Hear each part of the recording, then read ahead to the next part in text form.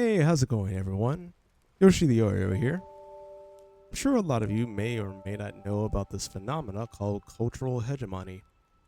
For those who don't know, cultural hegemony was coined by a man of the name Antonio Gramsci, an Italian Marxist philosopher whose philosophy is alive and well today, to those who know and those who don't know, in today's societal definitions. The theory proposes that instead of using coercion, the ruling class uses institutions like education, media, religion, and art to promote ideas that support the status quo. This leads subordinates, or the useful idiots, to consent to their own domination because they internalize these values as common sense. So to break it down, let me explain it with what is called a Venn diagram. The circle to the left will be called the established cultural hegemony, and the circle on the right will be called the new cultural hegemony. The two are not the same, but they're two sides of the same coin, both fighting over the societal dominance of the majority's mind. The circle on the left, which will be called ECH for short, has things NCH on the right does not have. ECH includes institutions where the brightest and smartest individuals use their intelligence to iron out the mysteries and questions our society endures. Later on, it has guardrails that ensures that only the brightest or those with merit are allowed in to educate the masses on their discoveries. It also includes studies and data that support these discoveries, as well as a sense of trust that the masses can depend on. Meanwhile, in NCH, it's a place with no institutions. Anyone with any determination of activism, collectivization, and looking for a sense of purpose is allowed in. It's a place with no guardrails, no insurance or safety for those outside of the collective, or inside either. Meaning, anyone can be evicted for rejecting the established collective, forming as a rogue institution. It often carries conspiracy theories under the guise of study or just asking questions that doesn't support these allegations, but affirms to the masses their fears. But it also carries a sense of trust that the masses must depend on. If you hear a truck in the background, I'm very sorry. We have some construction outside. So in this example, to the left, we have 2 plus 2 equals 4. And to the right, we have 2 plus 2 equals 8. Clearly, anyone with basic math skills or common sense can conclude that the left circle is correct and should be the established hegemony. But the right circle is clearly not correct. However, what happens when people start to lose faith in the established hegemonic reality? The institutions no longer trusted. The guardrails, who needs them? Their studies might as well be conspiracy theories and are the root to why society is declining as a whole. And that sense of trust that could be relied on has evaporated to moral decay and demoralization. But from the ashes, a new hegemonic reality is formed, forged in the fires of a new cultural hegemonic alloy. What didn't have institutions of trust now has influencers of confidence. What didn't have guardrails has guardrails, but only to guard the few, while harming the many. What was once conspiracy theories under the guise of study is now considered the holy grail of truth, trademark, they didn't want you to know about. All this combined to form a sense of trust no one dares to question. And I'm sure a lot of you are wondering, in what reality would people honestly believe 2 plus 2 is 8? Well, let me explain. It all started back then, when slavery of black people was the norm.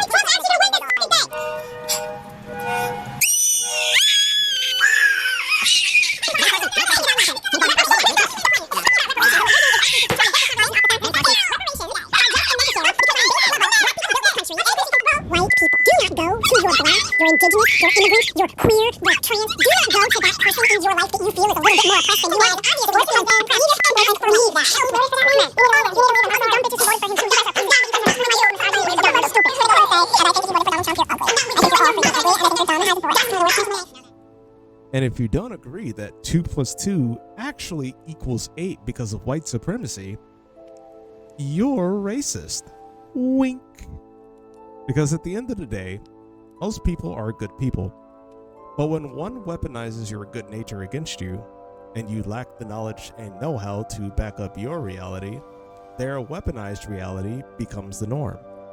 And those who lack the ability to guide themselves become the weapon.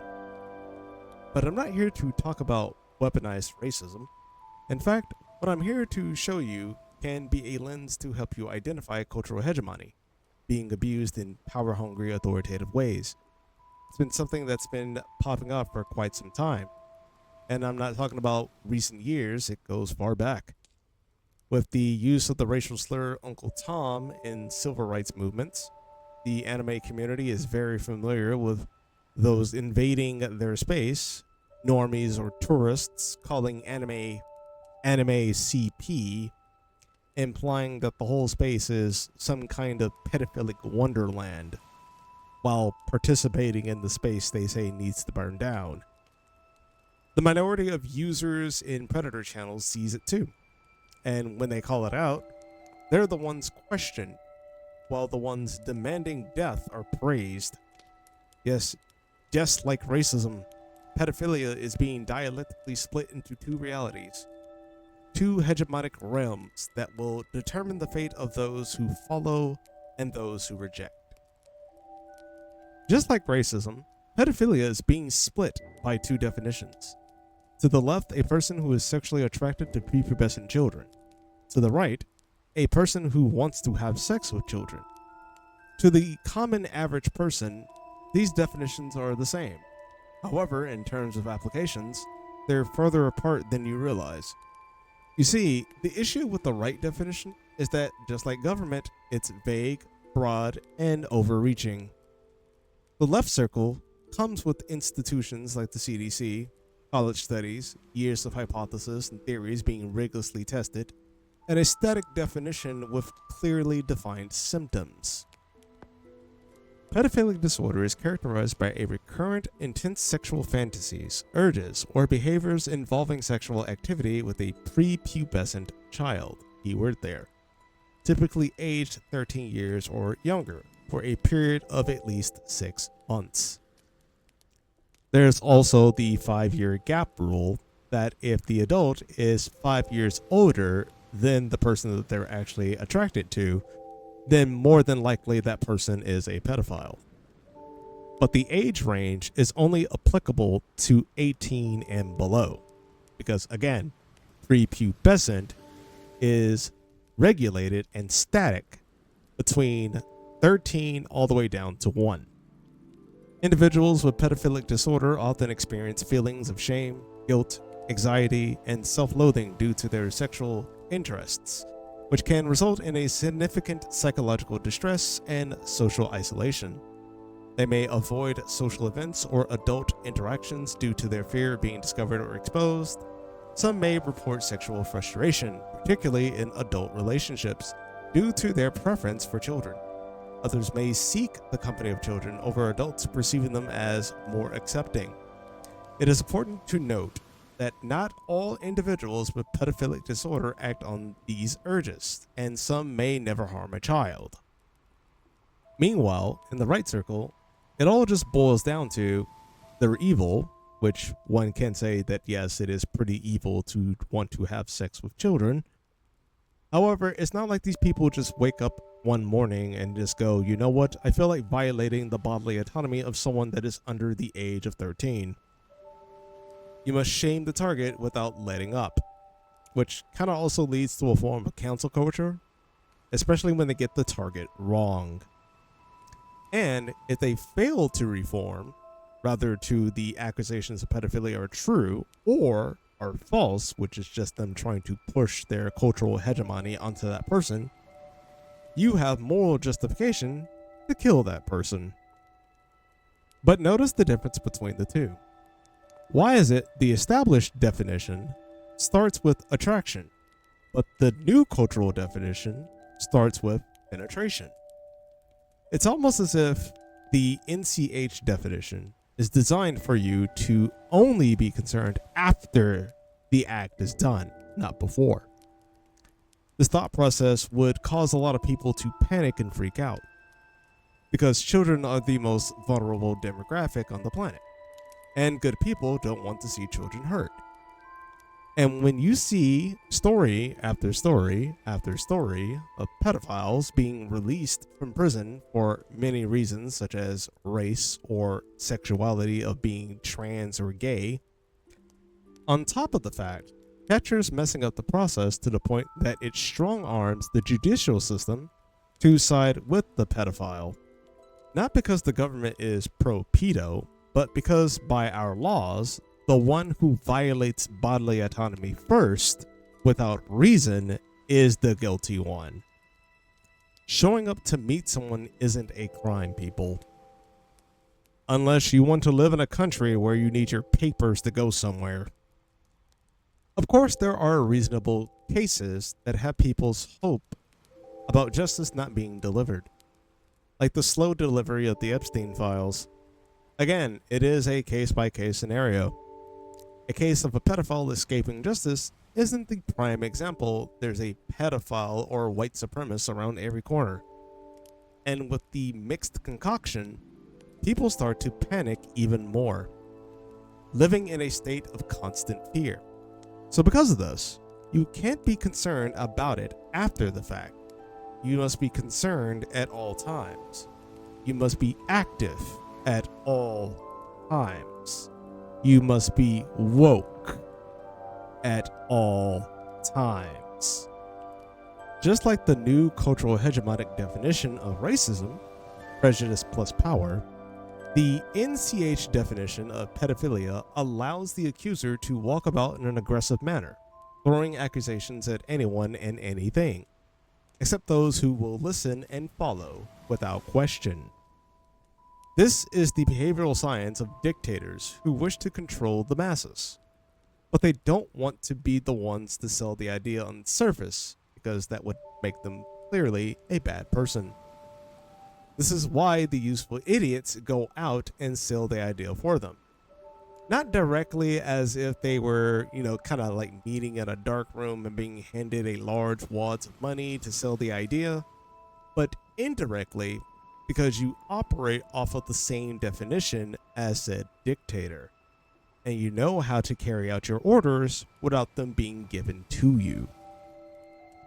You may not be carrying out those orders perfectly with the best outcomes and results, but you're doing it nonetheless. And I'm sure a lot of people are wondering, what's bad about cultural hegemony? Loving America is culturally hegemonic. Loving Christ is hegemonic as well. Well, the point of the video isn't to demonize cultural hegemony. It's to make you aware of the atmosphere of what that hegemonic reality creates.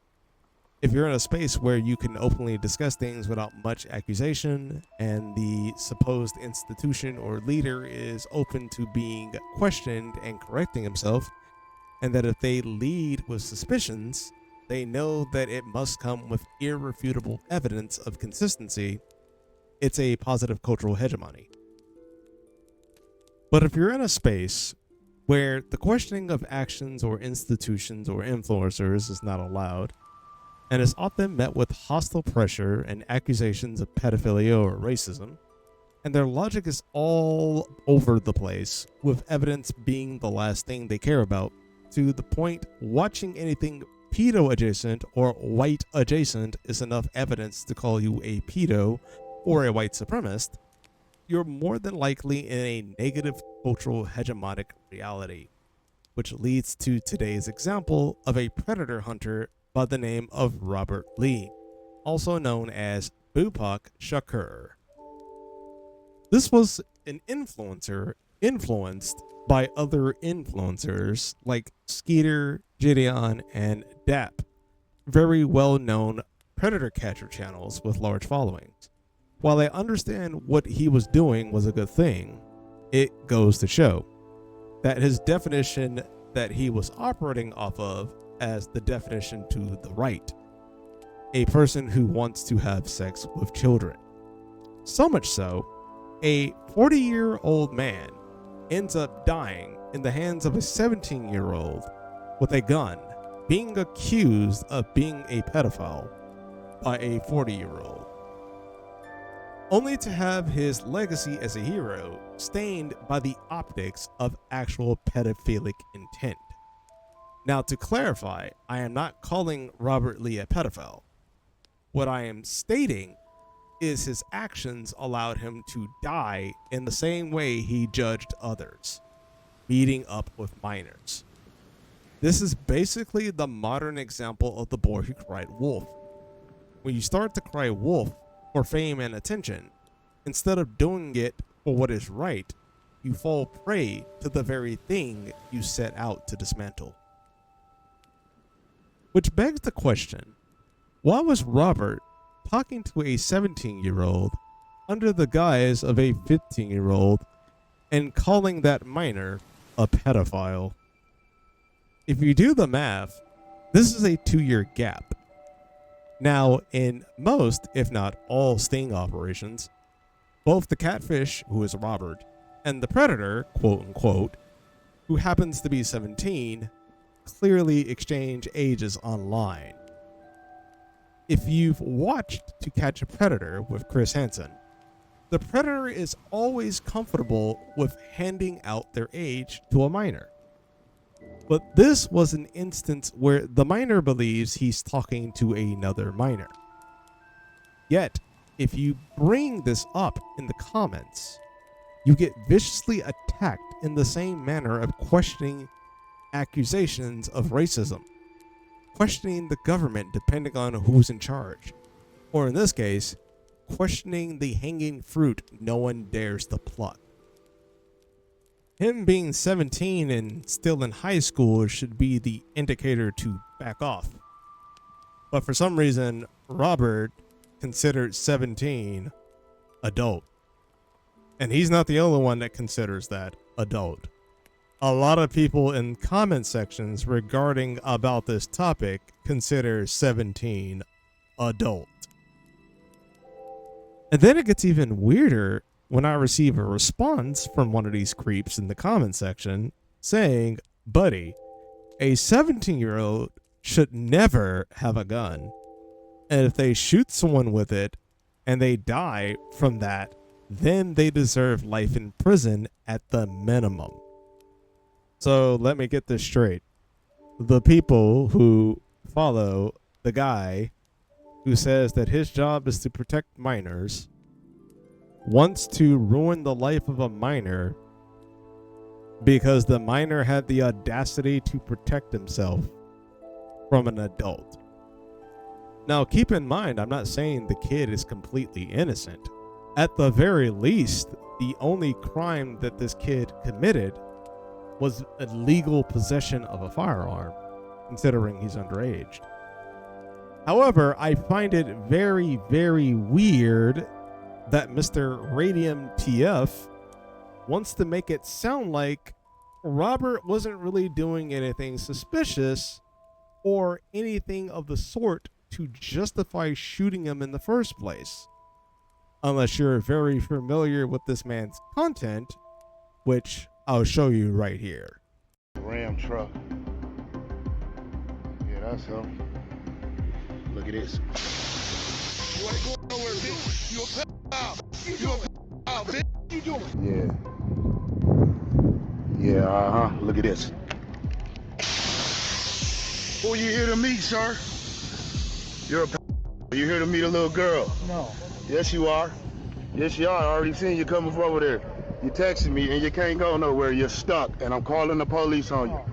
Tire popping was so iconic to Bupak that when he made a video recreating a cache on GTA, people would mention tire popping. He even named his own knife Big John and started creating merch out of it. And with comments such as, bro, this channel could be better than DAP, keep slashing those perverts tires and the followers will flood in, Bupak was nowhere near to calming down, which he even said himself. You about to stop?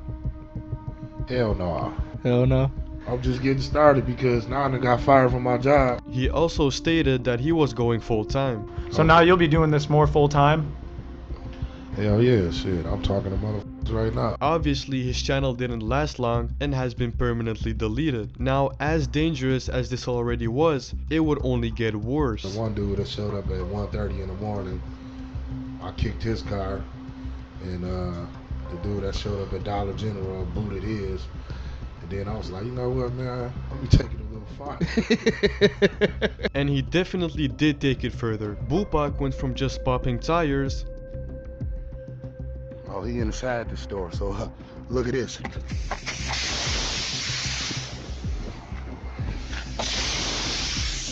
Yeah, you a pet. To punching the windows of their vehicles. Got another one. What's up, boy?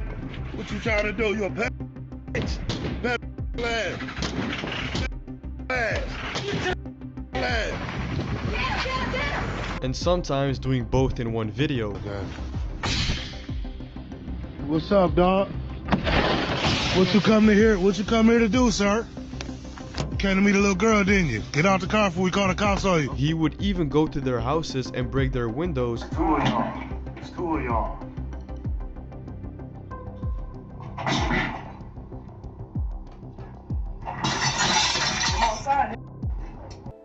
And shout out to the guy who made this video. He goes by the channel name Ralphie. Here's a screenshot. 6,000 subscribers and only 2 videos. And that video has taken off with like over 600,000 views. Like, shout out to this guy. Really high quality in his video editing. So shout out to him. So considering how his approach is to just basically walk up on a person with a knife that big, I'm not surprised the 17-year-old shot him. And I would defend the 17-year-old shooting this guy. And that's the issue with these types of approaches. You may be famous and known online, but in the real world, you're a goddamn stranger. And I don't know why people want to encourage people to copycat. It's one thing to copycat Skeeter and Jidion.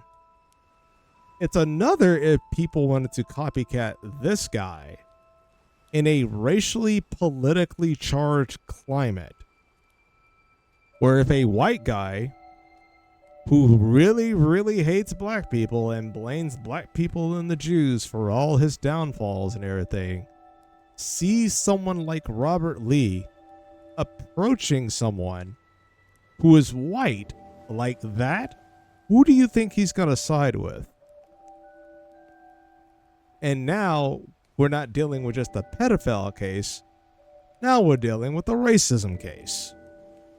Come on, bro. Just trust the guy walking around with a fucking cell phone or knife out. There's no reason you should be stopping them for any way, shape, or form. Just like how you shouldn't be stopping criminals who are dressed like government officials knocking on your doors. Why would you want to do that? Robert thought he was untouchable because he was doing good things. He thought he could do whatever he wanted. It got to the point where he was slashing people's tires and breaking their car windows in. This is the line where fame and integrity give way to fame, while integrity takes a backseat. If Robert was more integral than fame hungry, his death wouldn't be in the hands of the very demographic he claimed to protect. Instead, his death was in the hands of the most vulnerable, like the many dictators who died to the hands of the people that they claimed to be working for. Again, Robert didn't die as an evil man, but these hanging questions left unanswered only stains the legacy of his hard work and those who share his career path. When a 40-year-old man can rationalize in his own head that a 17-year-old minor is old enough to be confronted as an adult, how is his approach no different from a pedophile like Daniel Hakikachu, who thinks marrying an 11-month-old who is experiencing precocious puberty is mature enough to be considered for marriage? He didn't die a pedophile. He died as a self-righteous fool, believing that doing good things should always come with reward, but not out of principle. And as much as everyone talks a big game and understands the dangers that come with predator catching, know this: when bullets start flying and you run, that will follow you for the rest of your life. However, when you're not mentally prepared to exchange your life, it's going to wreck you hard. And it can make you a detriment if you continue this line of work. It's easy to corner what you anticipate, but no one is brave enough when it breaks the pattern. This is Yoshi the Oreo. Hope you all have a wonderful day, and thanks for tuning in.